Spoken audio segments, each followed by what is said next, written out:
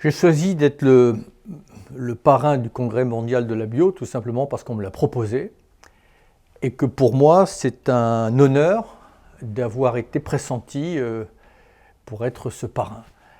C'est un honneur parce que, très sincèrement, j'ai beaucoup de respect et d'admiration pour le monde paysan, pour le monde agricole, et d'autant plus d'admiration et d'affection pour celles et ceux, qui font œuvre d'une démarche pionnière sur ce qui sera la norme de l'agriculture et du modèle agricole de demain.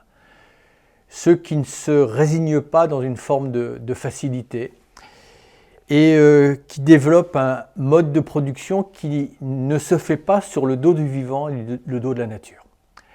Voilà, qui sont en train, quelque part, de préparer les standards du modèle agricole de demain, un modèle agricole qui allie, je dirais, le bon sens paysan, l'intelligence, et qui se nourrit aussi, quelque part, des enseignements que le tissu vivant, que la nature, que la biodiversité peut lui donner. Voilà. Ça ne se fait pas sur le dos de la nature, ça se fait en complicité avec la nature. C'est pour ça que l'agriculture biologique est une agriculture qui se place du côté de la solution dans la crise écologique.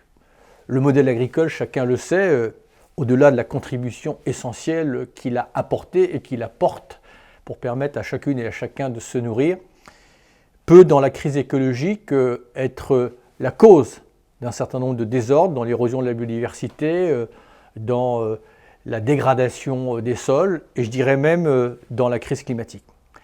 L'agriculture biologique, au contraire, elle se place du côté de la solution.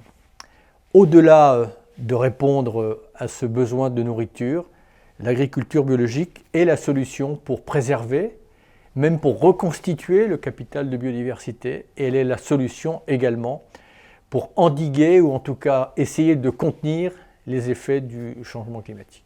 Il n'y a pas d'incompatibilité entre le respect du vivant, le respect de la nature et les nécessités de donner accès à chacune et à chacun à une alimentation saine et qui, encore une fois, ne se fasse pas au détriment de la biodiversité ou du climat. Moi, je vois dans ce congrès d'abord une opportunité définitivement de consacrer l'agriculture biologique comme une alternative crédible et qui n'a pas vocation à rester marginale et qui peut, encore une fois, quasiment devenir la norme de demain.